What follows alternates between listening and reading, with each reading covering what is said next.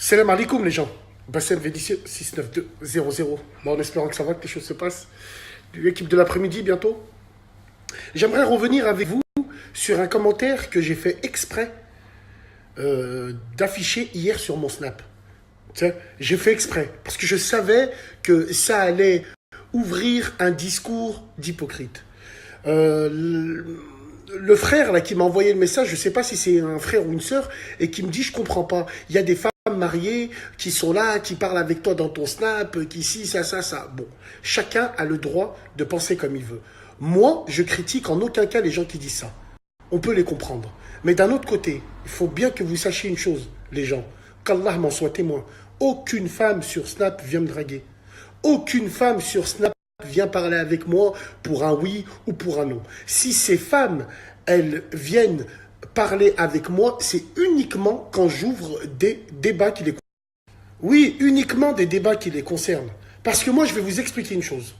Si j'avais eu un compte Facebook ou Instagram où j'écris dessus, je publie dessus, je pense que ces femmes-là ne viendront jamais me voir en privé. Elles parleront sur le mur directement. Donc c'est vrai qu'il faut arrêter de voir le mal de partout. Les meufs, elles viennent pas me draguer, moi. Elles savent tout de suite, je dégaine direct. Elles savent. C'est pas des choses qui se font, c'est pas des choses qui se font comme ça. Et surtout, c'est pas avec ce genre de sujet que tu vas draguer les gens. Non, bien au contraire, essayez de prendre ça du bon côté.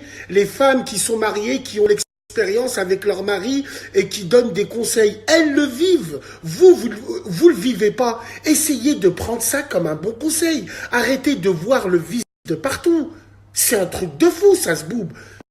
Surtout moi, bordel. Qui c'est qui va me draguer? Moi, moche et méchant, 4. C'est tout. Et les mecs là qui viennent, là qui disent ouais c'est quoi ces femmes-là, blablabla. Fermez vos gueules.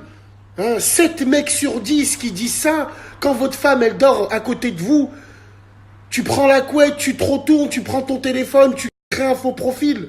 Et tu parles à des meufs alors qu'elle est à côté de toi dans le lit, ou alors qu'elle est dans la pièce à côté. Donc c'est bon quoi. Il faut arrêter. Après évidemment, il y a des sujets où les avis, même des femmes mariées, des hommes mariés, c'est toujours bon à savoir. Vous êtes malade ou quoi? Est-ce que moi j'ai un Snap qui rentre dans la séduction, tu me vois torse nu ou tu me vois des trucs comme ça? Non, on parle de sujets de la vie de tous les jours. Donc s'il vous plaît, par pitié, bande de hamar, arrêtez de voir le mal de partout, bordel de merde.